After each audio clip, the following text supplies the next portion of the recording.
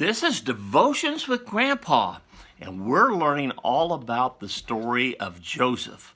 Do you remember the story of how Joseph's great-grandparents, Abraham and Sarai, went to a far distant land, and they had a little boy named Isaac that they didn't think they would ever have any children, but they did. And Isaac had two boys, Jacob and Esau, and Jacob had 12 sons, one of which was Joseph. And Joseph got sold as a slave down to Egypt, and then the king asked Joseph to interpret his dream.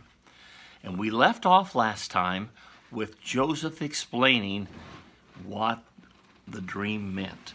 Remember, there were 7 fat cows and 7 skinny cows, and the 7 skinny cows ate the fat cows, and they were still skinny. And Joseph told the king, that means there'll be 7 years of plenty. That's what the fat cows meant. But there'll be 7 years of drought and famine. And those 7 years of drought and famine will eat up all of the resources you have. And the king was so impressed. He says, I need a wise man. Who could I get to help us prepare and be ready for those 7 years?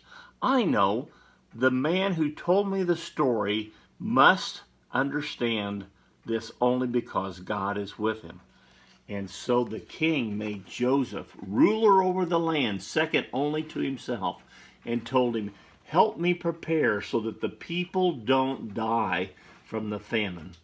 And that's what Joseph was appointed to do. A slave boy made second only to the king.